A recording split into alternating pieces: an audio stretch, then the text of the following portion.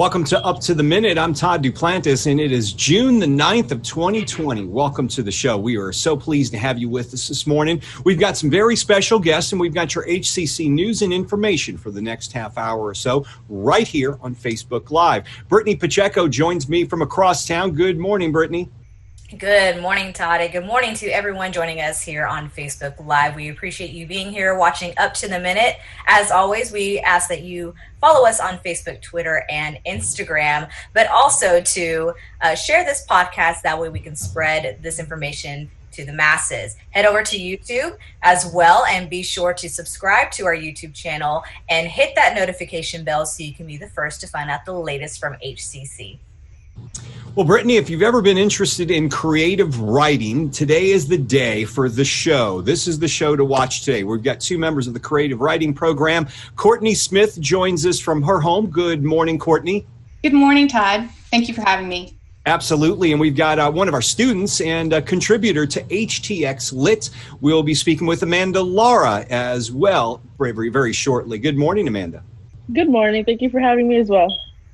Right now, though, we're going to be with both of you in just a moment, so stand by if you would, please. And right now, we're going to be speaking with Dr. Jimmy Adams. Now, Dr. Jimmy Adams has worn many hats while he's here at Houston Community College, and he's currently the operations officer at HCC Northeast. Good morning, Dr. Adams. Good morning, everybody. All right, how's everybody? We are doing great, and it's wonderful to have you with us. And some people who watched the show before may know that you are a poet, and you were on our show just a few months back when it was Dr. Martin Luther King Day here across the nation. And you presented a poem for us. And Dr. Adams, so many things have happened across this nation since that point. And we're at a point today, it seems like we're at another crossroads with the burial of George Floyd in Houston, Texas. And you have written a poem, and we want to give you a chance to share this with us.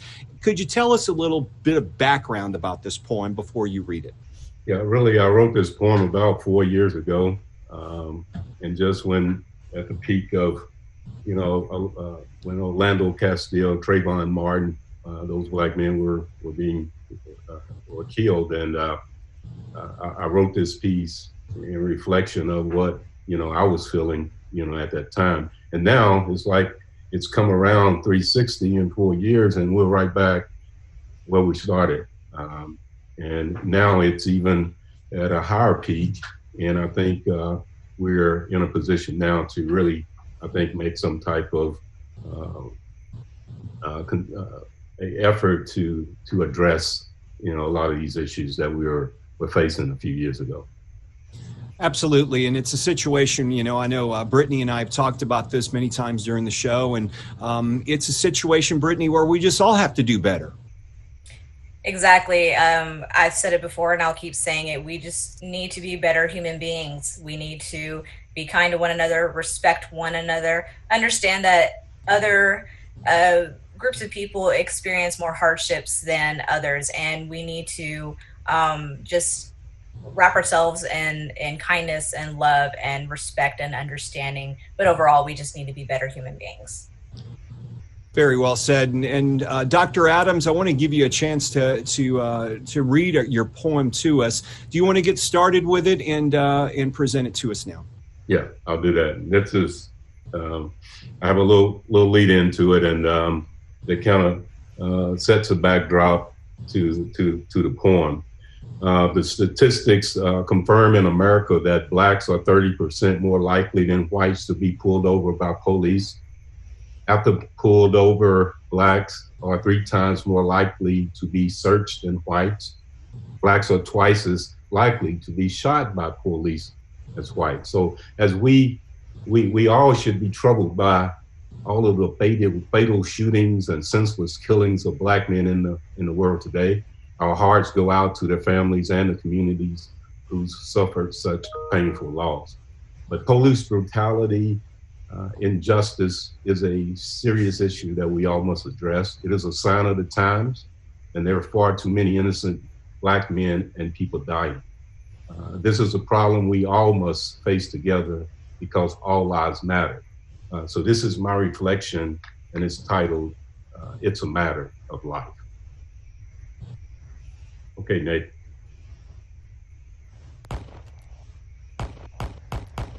Shots ring out. Another brother is dead. A cry, I can't breathe. In this day and time, it's hard to believe. Cities in turmoil, the country is on edge. Everywhere you go, people running scared. Panic increasing, trigger happy policing. Fear is spreading, where are we heading? Protests in the streets, violence everywhere. Does anybody really care?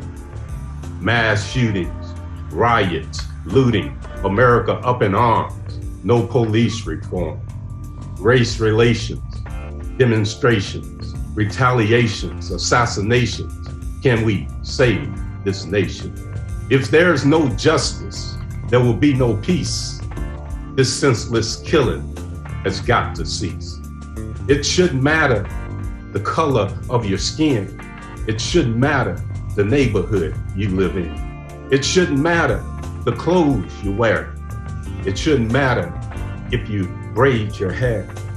You can punish with brutality. Life is not a fatality. We all are prisoners to society, lost in vanity, disposed to humanity, justifying this insanity. Life has no color. Blood only runs red. We should not have to live our lives in fear, afraid. This assault on our brothers is real. It's too late to ask Trayvon Martin, Alton Sterling, or Philando Castile. Police committing crimes, arrested, then let go. The world won't tolerate this injustice anymore. Black men being murdered at the hands of white cops. Protests in our streets will continue until this stuff stops. This attack on our brothers won't go away. It's too late to ask Ahmaud Arbery, George Floyd, or Freddie Gray. Colin stood up by taking a knee to bring attention to this injustice happening to brothers like you and me. Your lives mattered. You did not die in vain. God help us in this pain. This senseless killing, it's just ain't right. Together, we all must stand and fight. It's a matter of life, a sign of the times. There's far too many innocent people dying. But brothers and people are fighting. Brothers are dying. Mothers are crying. It's a matter of life. We gotta stand and fight. We gotta make this right. Because Black lives matter. White lives matter. Your life matters. My life matters. Their lives matter. All lives matter because it is a matter of life. Thank you.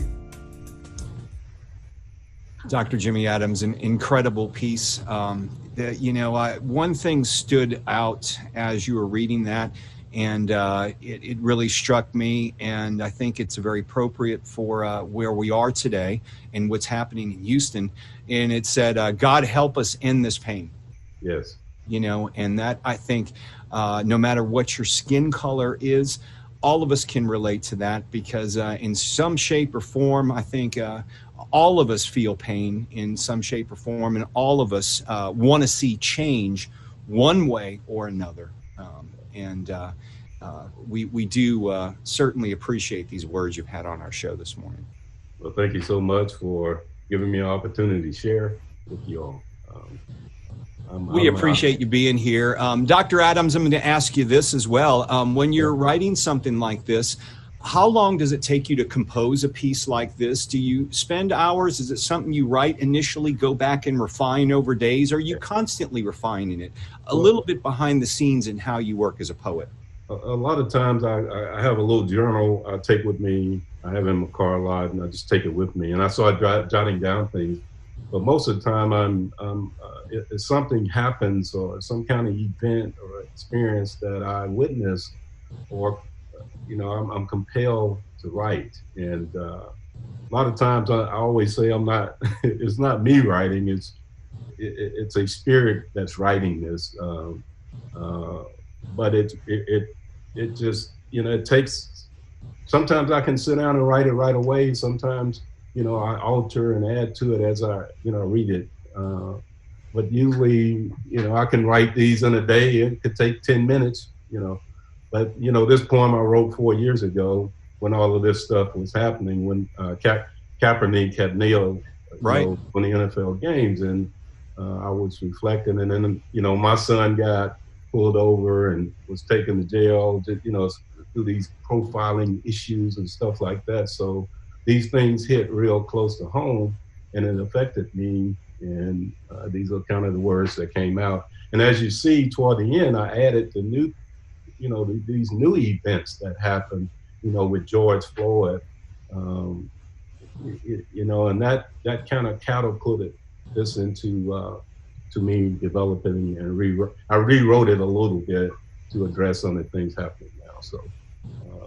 So yeah, it's just I don't write often, but when I do write it, I'm compelled to do it by something that has happened in my life. Well, Dr. Adams, I know you're busy as the COO at the Northeast College, but I think we talked about this before, and I'm serious about it now. We've got to get you in for a podcast, a show that we can do. We've got some creative writing folks on the show here, so I'm sure you can bring some rotating guests in here and talk to them about writing and the process behind it, and they can present some of their work. So I've got you on the spot now. What do you say? Okay, I'm willing to do that. I don't claim to be, this great writer, but I have my own style. Sure. And I love listening to poetry, and I love to listen to other people's style. But I could help and provide some insight into how I work. And they can adopt it or not. I listened to a lot of Maya Angelou. I adopted some of her tactics because she would take her thesaurus and her Bible and go to a hotel room. So I take my thesaurus and my Bible and I go get in my closet, and I do a lot of writing there. So, so it's just, you got to come up with your own style, but I would love to contribute any way I can. We'd love to get you on a show. If someone wants to look over and read this piece in the future, can you send us something we can post in social media? Will you have it on a website where they can read it? Yeah, I'm working on my website now for the Journey Reality. But I will forward. I think I forwarded I did a layout with the poem and a graphic I created to illustrate the poem, and you can share that if you like.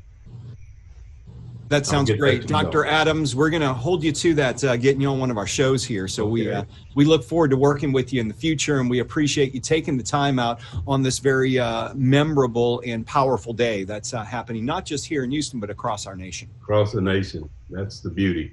All cultures, all races, never seen this before. So I'm excited that I think change is coming. Dr. Jimmy Adams, thank you for being here on the show. Right. Thank you. We are going to move on to our next guest. They're also writers. We've got Courtney Smith, the English instructor for HCC Northwest, and also with HTX LIT magazine. Welcome to the show. Hi, thank you for having me, and I'm so honored to follow that, but also I hope I won't be a letdown after Dr. Adams. That was amazing. Every time we have Dr. Adams on this show, he's got some amazing pieces that he's shared with not only us, but he makes appearances at board meetings too. He's a regular guest there, so they bring him out as well at the board meetings. He does some great stuff. Yeah, wonderful. So, Courtney, I want to ask you about HTX Lits. Now, you're with the HCC Katy Creative Writing class, and you guys just completed spring semester 2020. But tell me about the magazine itself and what that's all about. Well, HTX LIT was actually the creation of the creative writing class at Katy. The Katy Creative Writing Club is a separate entity, but I had members, and Amanda Lara, who's with me today, is the secretary of that club, but she was also in the class, and the magazine was made from start to finish by the students, from start, everything in it, from the design to the logo to the name. It was a group project, and they did such a great job. Well, I guess I'll ask you this question because we're in a pandemic right now. Classes were shut down for around spring break, and we haven't returned to the building since. We'll be doing so in the fall in a limited fashion.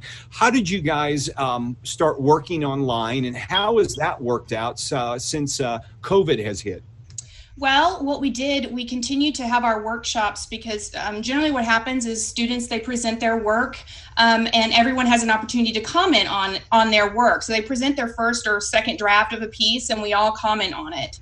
And we did that through just similar as this. We did online virtual meetings, workshops through WebEx, and we just did everything through Canvas electronically, and people were working together in their teams and just maintained this connection. So it is possible in a virtual space to create big, wonderful projects, and we just kept at it. And they wanted to continue to have those workshops to work on their work and really hone it.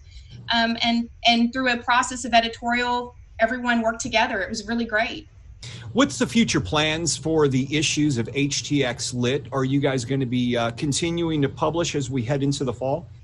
Well, we hope so. That's where the Katy Creative Writing Club will come in. They're going to kind of carry the torch, and I hope to have future creative writing classes continue to contribute to future issues. That was the whole idea with this class, was that they were going to create something that the torch could be carried forward. And I'm hoping that the club can continue to contribute as well as promote it. And at some point, we might even open it up to the whole college. Well, that would be interesting to see how that works out across the whole district with getting contributions. I want to move over to Amanda Lara. Now, Amanda, you were an English major at HCC. Yes. How did you discover the Katy Writing Club, and how did you get involved with the HTX Lit? Well, when we first start off in classes, they give you this paper of list of classes that you're supposed to take at the advising. And so creative writing was one of the things on the list. And I was able to take it this semester, and thank God for it. I had so much fun taking this class. And HTX Lit was amazing, and I can't believe all of us students pulled it off. You know, I have to admit, I was in the news industry for many years, and I've had a little bit of experience in writing. But when we hire people at HCCTV, one of the biggest things I always tell students, it doesn't matter how technically inclined you are, or if you can have the camera focused all the time. What really matters to us, especially in the production business, are having people on board who are good writers. And that seems to be a lost art at times. But you guys really specialize in that. Is that something that you get across to your students about how important, whether or not you're going to be a writer is really not the point, but the point is we need good writers around. Right. Well, and I think that we want to nurture the creative impulse. We want everyone to have a voice. We want to empower everyone to speak. But if you're not a great communicator, no one's going to be able to hear your voice or respect it. And so I try to focus on, okay, we've gotten the expression out. Now let's focus on the intent and the delivery. And there's as much craft. You can be a very talented person, but if you don't work and put in the time on your skills, no one's going to know your talent. And so that's what makes the difference between a great, say, athlete and someone who just, can make baskets versus someone who puts in the time and the hours and hones their craft. So I was very blessed and fortunate with students who understood that and wanted to contribute and make their work the best they possibly could. Brittany, you've had a little bit of experience with creative writing. We talked about this yesterday. Yeah, definitely. When I was in college at the University of Houston Clear Lake, that was one of the courses that I was able to take as part of my bachelor's degree. And it's been a really long time since I've delved into it, but it's something that I really did enjoy just because of the fact it's in a very, in a way, it's very therapeutic, of course, to just, jot down your thoughts and to, just express yourself in one way or another. And so it's something that I really did enjoy. And I think it's great that our students are taking it to the next level here at HCC. Amanda, you are an English major. What are your plans for the future? Do you hope to write professionally, or maybe are you looking for teaching? Where are you looking to go? I want to write books and hopefully be a well-known author. Well, there you go. Hey, you got to set the goals, man. That's the way to go. Set them for the sky. HTX LIT definitely let me out of my comfort zone, and I'm so proud of everybody who worked on it. On the magazine, there was such a diversity from everybody. Everybody's voice was heard, and it was just amazing. Now, I'm reading here in my notes something called Death Sticks in the fiction section. Tell me a bit about that and what that was about. It was actually about a girl who was around 12 years old. Well, I don't specify in the story if it's a girl or boy. I just go along with it. It is about the character who is struggling with her mom's addiction to cigarettes and how she had to step up and provide for herself and basically care for herself because her mom couldn't. And is this something, we talked to Dr. Adams earlier, and Courtney, I'm going to ask this to both of you because I find this process fascinating. I guess it's like a songwriter. You hear about songs that were written years before, but they weren't finished until current times. Do you guys find yourselves writing pieces that you may finish now, but you started them years ago, like Dr. Adams is with his poem he read for us? And that was actually, yes, Dr. Adams, I related to that quite a bit in that I've had poems that I've sent out for publication and they'll get rejected, and I'll say, and I'll hone them and deal with them. And then suddenly, for instance, I had a piece that I'd written years ago and brought it back. It was rejected, sat in a drawer for years, and then something occurred to me and I made some changes and it was more relevant. It was as relevant today as it was actually more relevant with the changes. And so, yes, that's absolutely, I think it's a good practice. Don't ever throw anything out. Save it. Don't get rid of anything. And because you never know when you can go back and look at it and you have fresh eyes and it says, if you didn't read it or write it, you can edit it and make it even better because now you're not so emotionally attached to it. But also like Dr. Adams' piece, what's sad, it's a beautiful piece, but what's sad is that it's still relevant, even though it was written years ago. And so I am moved by his piece, but also it's a great document of where we are and where we were and where we need to go. So I think that's another argument for hanging on to your work. Absolutely. Courtney and Amanda, we appreciate you joining us on the show. Good luck with HTX LIT in the future. We look forward to seeing some of your episodes. We're going to connect you guys with Dr. Adams when he starts hosting his own show here. So we'll get you guys on as guests because we'll help him find some guests. He's probably got lots of them he wants to bring on, but you'll be hearing from us in the future. Thank you so much. It's such a pleasure. Thank you so much.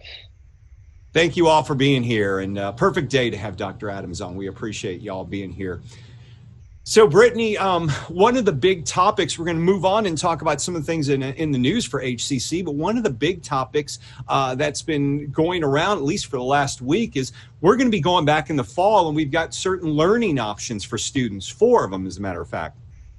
Right, Todd. There's been a lot of questions from students on our social media platforms about, hey, what's classes going to be like for fall 2020? Are you going to be 100% online? Or are we going to go back into the classrooms? Well, we've got some options for our students that are in the works and that it's safe, but more importantly, it's flexible. So there's 4 options, and we're going to start off with the first. It's called Next Learning, and the first option would be online anytime. And it's just as it sounds, just like what we're going through right now with summer. Everything's 100% online, so you can take your classes online at any time. There's also another option called online on a schedule, and you can think of this like a class that you normally would go to in person. Well, you would go to this class at a certain time online on a schedule. You can take your classes online, but at a scheduled time. So if you like taking a class at 10:30 in the morning, well, guess what? You can do that through this option there. And there's also a third option called the Flex Campus, Brittany, which is a sign up for in-person classes. And that's very similar to what we were doing before just spring break. Exactly. And with this option, you have the choice to come to campus or participate online at the set class time. Now, keep in mind that the number of students in the classroom will change as social distancing requirements are adjusted. So the earlier you sign up, the better. And yeah, that's the key there, because like you said, those classes are going to fill up, and we're doing very well for the summer classes. Our enrollment has gone up a little bit, so there's more interest in learning right now. People are trying to get retrained, get those degrees and certifications, and go back out in the job force. So the key, Brittany, is signing up early and in advance.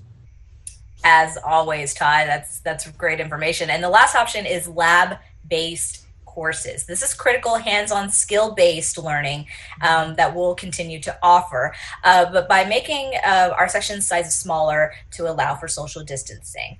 And lastly, Todd, I know that because we're 100% online for summer, and we're also going to have online courses for the fall, I just want to let all our students know that regardless of the class that you're taking, you still have the same access and support of tutoring, student life, basic needs support, career and pathway advising, career, employment, and counseling services. So you have the general idea of what to expect. And although plans are constantly changing based on student needs and safety, here's what we have for you, these 4 options for fall 2020. The key to fall 2020 is signing up now for classes. If you are still signing up for the summer, which classes are fully online, or if you want classes for the fall, sign up early. As Brittany mentioned, one of the options, in-person classes, they're going to be very small. They will fill up class, but you can fill up fast, I should say. You can go to hccs.edu/now and sign up for all the courses in the fall, and we encourage you to do so and do so quickly. And as Brittany mentioned, those financial aid, scholarships, all of those things are available in an online format. So you can reach out to get that financial aid, speak with an advisor. That's not a problem at all. We can do it virtually and online to get you ready for the fall.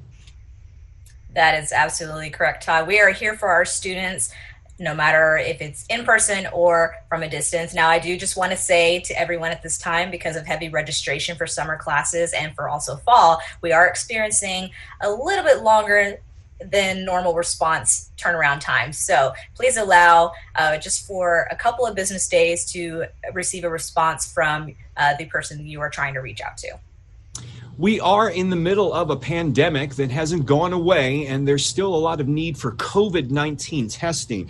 HCC Northeast is offering COVID-19 testing. It's been extended. It's free testing, and it's happening at the Community College Drive campus, 555 Community College Drive.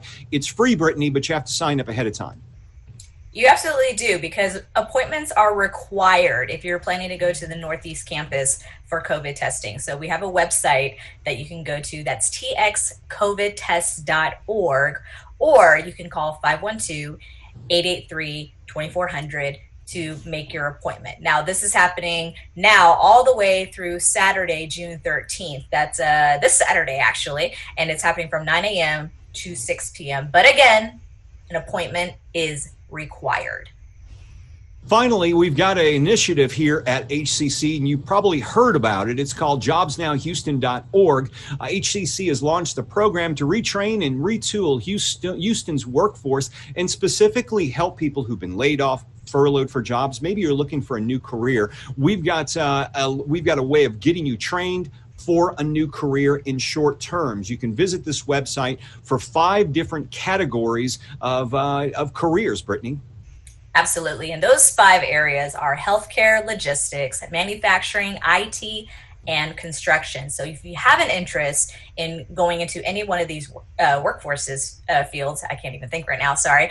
HCC has fast training available to you to get into any one of these areas. We're going to wrap up the show for today, but tomorrow we'll have HCC Southeast Director of Entrepreneurial Initiatives, Brenda Rios-Brombacher, will stop by virtually, of course, to talk with us about what her team is up to, and they've always got a lot going on. And, of course, Chief Greg Cunningham, HCC Police Department, he will be on the show making his weekly visit. I want to thank all of our guests out there, Dr. Adams, Courtney, and Amanda. Thank you very much for being here, all 3 of y'all. And Brittany, I want to thank you for joining me this morning, and I hope y'all have a good day. Brittany, thanks for being here Up to the Minute. Yes, thank you everyone once again for being here. Like us on Facebook, Twitter, and Instagram, and don't forget about YouTube. And we'll see you again tomorrow morning at 10 a.m.